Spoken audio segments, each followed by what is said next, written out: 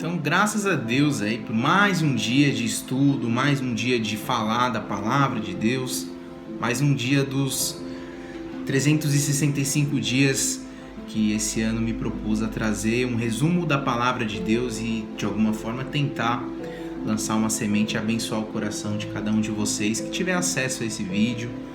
Então, de antemão, sempre reconhecendo, claro, a minha limitação, reconhecendo que é o Senhor que está aqui nos conduzindo, porque por mim mesmo não teria nada a acrescentar à vida de ninguém, mas reconhecendo que a graça e a misericórdia de Deus, ela faz muito na vida de alguém, assim como faz na minha, também pode fazer na vida de cada um de vocês.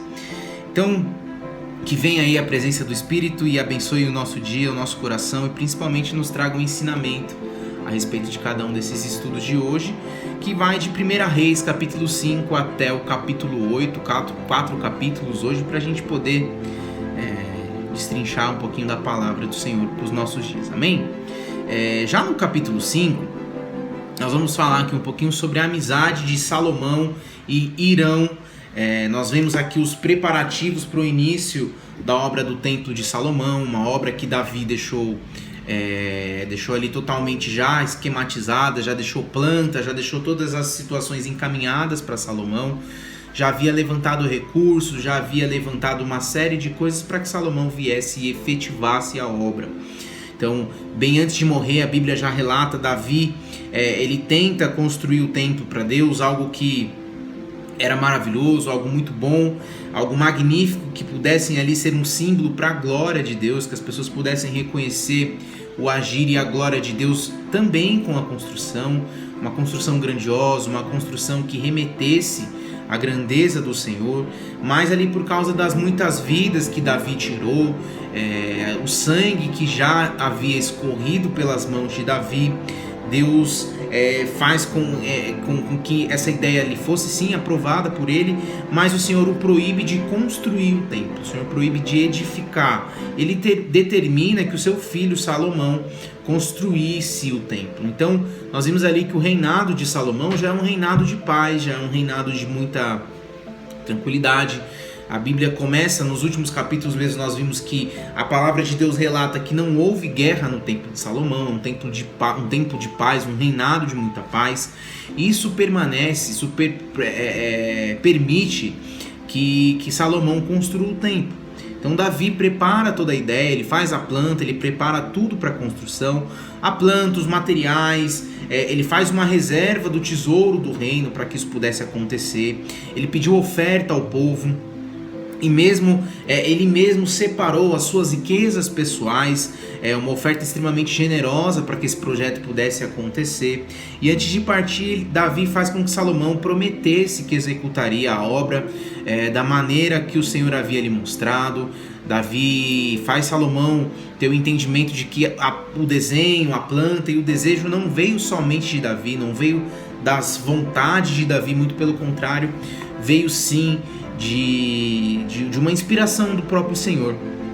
Então Salomão, ele cumpre com a palavra que ele dá ao pai, ele cumpre com o que ele combina com Davi. Ele inicia, no capítulo 5 aqui vai falar que ele inicia os preparativos para a obra, reconhecendo que Deus havia preparado ali todo o cenário para que essa obra fosse executada de maneira excelente, de maneira grandiosa, de maneira que realmente trouxesse glória ao nome do Senhor, que as pessoas pudessem reconhecer a grandeza de tudo aquilo que estava acontecendo e principalmente a grandeza de Deus diante disso. Então havia muita prosperidade no reino de Salomão, havia muita prosperidade que permitia ali que o povo reconhecesse realmente que era o Senhor à frente de tudo aquilo ali. E isso mais uma vez nos mostra a riqueza de detalhes e cuidados que o Senhor tem com cada coisa que Ele nos dá para viver, cada projeto, cada sonho que Deus coloca em nossos corações. Ainda que não seja nós o executor final, se o Senhor dá um sonho para nós, pode ter certeza que o Senhor conta com a gente para que ele saia do papel, para que ele deixe de ser um sonho e se torne uma realidade. E no capítulo 5, algo muito interessante que nós vemos aqui é que Hirão, um antigo aliado de Israel, um amigo desde os dias de Davi, quando conhece o projeto, quando fica sabendo né, do projeto do templo, ele ouve o pedido de Salomão, ele louvou a Deus pela vida do rei e por ter dado a Davi um filho tão sábio, tão nobre, tão obediente e tão cheio de princípios do reino. E aí nós percebemos aqui a alegria de Hirão em ser um parceiro de Salomão nessa obra. O capítulo 5 vai nos mostrar que eles fazem uma parceria, eles constroem uma parceria juntos. Nós percebemos aqui com isso que os planos e os propósitos de Deus, eles não são frustrados.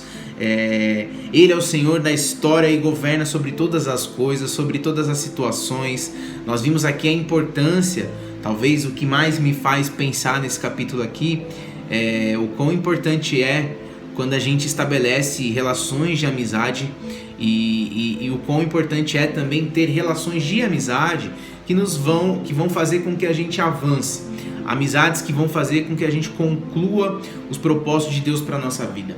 Amizade que nos levem mais perto de alcançar aquilo que o Senhor tem para as nossas vidas. Amizades que nos levem a viver a plenitude do plano de Deus para as nossas vidas. Essa é a figura de Hirão aqui nesse momento na vida de Salomão. Um cara que compra a ideia, que compra o sonho de Salomão, que compra o projeto, que compra o chamado, que compra o propósito do amigo. E quantas vezes nós nos colocamos ou permitimos que pessoas tomem esse papel de importância? Afinal, um amigo tem um papel de importância, mas que nem sempre essas pessoas têm realmente essa função nas nossas vidas de nos apoiar. Tem muitas pessoas que se aproximam da sua vida, que se aproximam de nossas vidas, e aí nós precisamos ter discernimento e pedir ao Espírito Santo que nos traga essa condição, essa revelação, para que a gente não perca tempo dando lugar e dando espaço, dando atenção também para pessoas que não vão nos edificar ou que não vão nos ajudar a chegar no propósito que Deus tem para as nossas vidas. Então, Hirão foi um grande amigo, um amigo leal, um cara bacana que ajudou Salomão a cumprir o seu propósito, um cara que foi parceiro, um cara que isso acontece de ambas as partes. Então, glória a Deus, por isso que Deus prepare cada vez mais essas pessoas, que nós possamos ser também, né, essas pessoas na vida de outras pessoas, que nós possamos ser pessoas que abençoam e que ajudam, impulsionam outras a cumprirem os seus propósitos. Amém? Que não só Deus abençoe a nossa vida com pessoas que nos ajudem, mas que a gente também possa ser essas sementes na vida de alguém. No capítulo 6, ele vai falar já sobre a construção do templo. E aí nós vemos que cerca ali de 950 a.C., né, os fundamentos no templo foram lançados. E ele foi edificado 480 anos depois que os filhos de Israel saíram do Egito. Então, 480 anos depois do povo sair do Egito, deixar de ser cativo, deixar de ser escravo, agora eles estão construindo um templo para Deus. Contudo, foi deixado em ruínas esse templo, ele vai ser destruído lá na frente. Nós vamos ver lá em 2 Reis, no capítulo 25, né, quando vai aparecer ali Nabucodonosor e vai deixar em ruínas o templo, 430 anos depois da sua construção. Então, um templo que marca, a Bíblia vai nos trazer aqui, eu estou trazendo aqui alguns dados históricos, porque eu acho que é importante também para a gente situar em termos de tempo, mas a gente vê que nada é para sempre, nem mesmo uma construção que Deus pede para edificar fica para sempre. Nós temos que entender que nós somos o templo de Deus e o nosso relacionamento com Ele sim pode ser eterno. Quando voltaram ao cativeiro, então, lá depois eu falei da destruição, né? 430 anos, Nabucodonosor vai aparecer e vai fazer essa destruição, mas depois Esdras e Neemias vão reconstruir. Então nós vemos aqui que há uma destruição e reconstrução. Nos dias de Jesus, ele havia sido novamente reformado por Herodes, quando deixa ainda mais belo, mais bonito, mais atraente, mais atrativo. Todavia ali foi novamente destruído, então 70 anos depois de Cristo, quando o general romano Tito invade Jerusalém. Então é um templo marcante, é um templo aí que atrai também a questão turística, tal. Muitas pessoas ainda vão a Jerusalém buscando ali ter algum contato com esse lugar, algum tato histórico com com esse ambiente tão importante, mas era ali um projeto santo, e assim o tabernáculo ele foi construído no deserto, assim como o tabernáculo foi construído no deserto, teve seu projeto minuciosamente ali revelado a Moisés de uma forma muito criteriosa, o templo de Salomão também. Então você vai ver nesses capítulos uma instrução muito rica de detalhes da parte do Senhor para eles, né? Eu particularmente não entendo muito de engenharia, de arquitetura, eu confesso que não é minha área de entendimento, eu admiro, acho muito lindo, mas não entendo muito.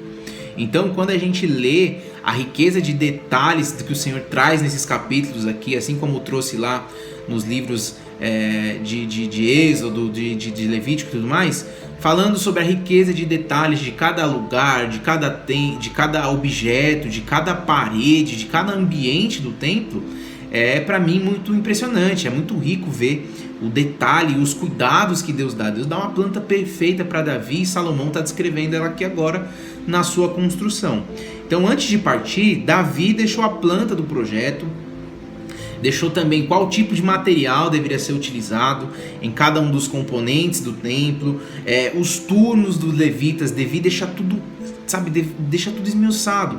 As roupas que deveriam ser utilizadas, os talheres, as maçanetas, a madeira, enfim, tudo estava detalhadíssimo de como deveria ser feito, tudo estava perfeitamente descrito, era só Salomão chegar e executar.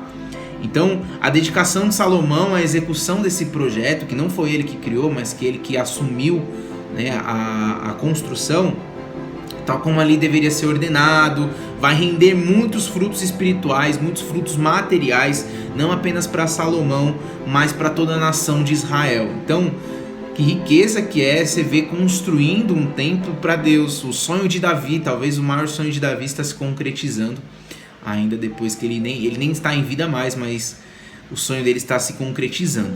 E já no capítulo 7, nós vamos ver outra construção também, nós vamos ver mais um pouquinho de construções sendo edificadas, só que agora a construção pessoal, construção de um templo pessoal para Salomão.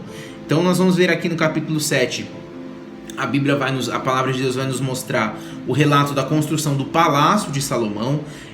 Muitos detalhes também vão aparecer aqui, assim como nos detalhes, as riquezas de detalhes da construção do templo do Senhor, no templo de Salomão também, no palácio de Salomão, vão ser muitos detalhes apresentados aqui. Por exemplo, dos versículos 1 ao 12, parece que essa construção aqui possuía vários edifícios, tinha alguns anexos, não era uma construção só, tinha um prédio onde ali ele ministrava as vidas, onde ele liderava, onde ele governava, tinha o seu palácio pessoal, onde ele tinha ali os seus aposentos pessoais e tudo mais. Então, algo muito comum nas grandes construções ali dos dias ali de Salomão, que possuíam um edifício principal interligado a outros. Então era como se fosse um complexo, um lugar onde tinha acesso ali aos governantes, ao povo, em questões ali de julgamento e tudo mais, e um lugar onde fosse ali os seus aposentos.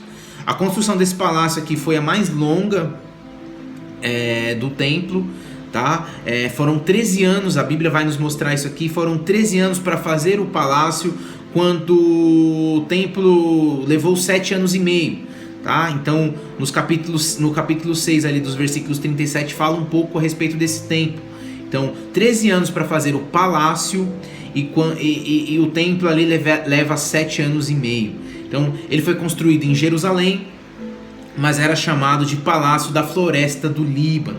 Uma referência aqui ao uso abundante do cedro do Líbano ali na estrutura. Então, uma madeira muito rica, uma madeira preciosa que Salomão usa com abundância na construção do templo, e aí vira uma referência, vira até um nome para isso. Então isso já nos faz ter uma medida ali, uma ideia de quão próspero era Salomão e o quão próspero foi a construção e a edificação desses templos. A área aproximadamente ali, que a Bíblia nos mostra, nos relata, a respeito ali de 10.050 metros quadrados, então sendo ali 4 vezes maior que o templo. Em seu espaço eram guardados armas de guerra, o que diz aqui no 1 Reis 10:17 vai falar que eram guardados ali armas de guerra nesse templo, escudos de ouro, de bronze e tudo mais. O que fica de lição nesse capítulo é que as construções da vida exigem tempo. Eu vejo aqui que são capítulos muito detalhistas em termos de construção, mas me fez pensar, me faz refletir um pouco sobre a nossa vida.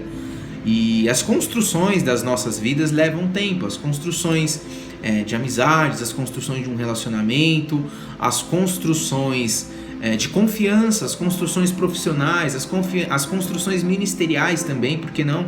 Elas levam tempo. Há um tempo onde nós somos sementes e nós somos regados pela palavra de Deus, em nome de Jesus, é a melhor fonte que nós podemos beber. Isso vai com o tempo nos trazendo ensinamentos, isso com o tempo vai nos edificando, isso vai permitindo com que muros sejam levantados em nosso favor, em nossa defesa, em nossa proteção, óbvio, e que chega um momento em que a nossa estrutura ela é uma estrutura mais forte, ela é uma estrutura robusta, e aí nós partimos para detalhes. Então, lendo esses capítulos aqui, me faz pensar a respeito dessas construções da vida. A depender do tamanho da sua construção, do seu plano de vida, ele vai demorar muito tempo, vai exigir muito planejamento, vai exigir foco.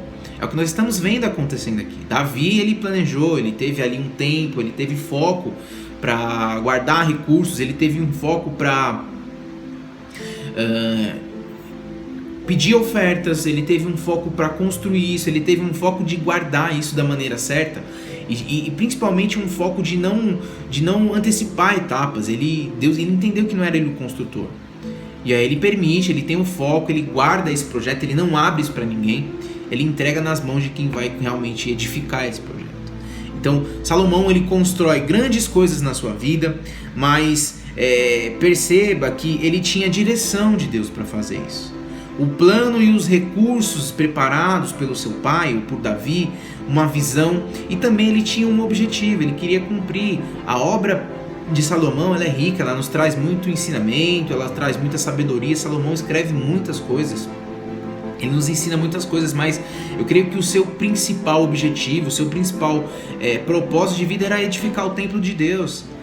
E ele era o executor, ele era a figura de um executor. Então, para que o plano das nossas vidas dê certo, é o que eu fiquei refletindo muito a respeito desse capítulo, para que o seu plano de vida, para que o meu, ou seja, o nosso plano de vida dê certo, nós vamos precisar dos mesmos elementos que Salomão teve aqui. Recursos preparados pelo Pai, porque Ele é o nosso provedor, uma visão que Ele tem para nos dar, e Deus vai te dar a visão a respeito de propósitos de vida. Eu creio que Deus já tenha dado, e se Deus ainda não te deu uma visão a respeito de um propósito, de um chamado para a tua vida, algo que faça sentido na tua vida aqui, eu oro para que em nome de Jesus essa revelação, essa visão venha. Para que ela venha, seja em sonho, seja através de uma palavra, seja através de um vídeo, seja através de um texto, enfim, que Deus traga realmente essa revelação a você. E esse objetivo que é linkado a essa visão. Então nós precisamos ter esses elementos para cumprir, para executar, assim como Salomão. Não poupe tempo na preparação e no planejamento, porque quanto mais esses planejamentos forem bem feitos, melhor vai ser a execução. Então, muitas vezes, Deus já tem chamado você para algo, Deus já tem preparado no teu coração, já tem dito algo ao teu coração, e muitas vezes, eu particularmente já me peguei nessa situação, de não me preparar para aquilo, de não executar aquilo, de não colocar em prática aquilo que o Senhor já tinha liberado sobre a minha vida. E é óbvio que vai chegar um momento, vai chegar uma oportunidade onde você vai se confrontar ali. E se você não estiver preparado, você não estiver buscando realmente com excelência, assim como Salomão está nos ensinando, Salomão ele não era um construtor, mas ele foi excelente, ele foi buscar os melhores, ele foi buscar referência nos melhores. E ele fez, diante de tudo que ele tinha em suas mãos, ele faz o melhor. E por isso ele é tão excelente. E é isso que nos ensina, é isso que nos inspira, sermos o melhor com aquilo que temos em mão, com aquilo que temos ao nosso redor, diante daquilo que o Senhor também nos chamou, diante da visão que o Senhor já nos deu, do objetivo que nós temos em nossa vida aqui, fazer o melhor, sermos o melhor. Não em comparação a ninguém, não em competição com ninguém, mas o melhor que realmente, sermos melhor do que nós fomos ontem, sermos assim em constante evolução, em buscar, entregar ao Senhor o nosso melhor. E aí, para finalizar o nosso estudo de hoje, esse devocional, o capítulo 8 vai falar sobre um pedido de Salomão a Deus. Nós vemos aqui no capítulo 8, nós vamos ver aqui toda a dedicação do templo, toda a dedicação que ele teve à Arca da Aliança, que ele manda buscar. Salomão manda buscar a Arca da Aliança, dessa vez já com o aprendizado do que Davi passou, então ele já sabe a maneira certa de carregar a arca. A Bíblia vai falar que foram tantos sacrifícios que nem dá para se contar o quantos bois e carneiros foram sacrificados nesse caminho, porque essa era a vontade de Deus, o sacrifício no meio do caminho. A Arca da Aliança ela foi trazida da cidade de Davi, e o rei Salomão faz um discurso muito bonito diante do povo. Mais inspiradora e mais poderosa foi a oração que ele faz. Ele faz um discurso e ele termina com uma oração, a mais longa oração de toda a Bíblia, e uma verdadeira inspiração para todo líder que teme ao Senhor. Salomão ele nos inspira com essa oração, ele se ajoelha, ele coloca as mãos para os céus, ele se prostra de verdade, ele não tem medo, ele não tem nenhum tipo de julgamento do que vão pensar a respeito dele naquele momento. Ele se entrega, assim como seu pai, ele tem uma postura ali de rendição, ele se entrega em suas palavras, ele exalta a Deus. Por exemplo, ali nós vemos no versículo 23, ele cita as promessas feitas a Davi. Ele declara ter conhecimento de que nenhuma construção humana é capaz de ser casa para Deus. Ele diz isso lá no versículo 27. E em seguida, ele apresenta as possíveis situações em que o povo se achegaria ao templo para orar e buscar o favor do Senhor. Ele fala aqui nesse versículo sobre 7 situações para que o povo pudesse ali se achegar ao templo e buscar um favor do Senhor em oração. O primeiro motivo, ele fala sobre juramento, versículos 31 e 32. O segundo motivo, ele fala sobre uma guerra, sobre uma batalha perdida, versículos 33 e 34. Nos versículos 35 e 36, ele fala sobre o terceiro motivo, que é escassez de chuva. Em uma situação então ali de escassez de chuva, o povo se chegaria ao templo para orar ao Senhor.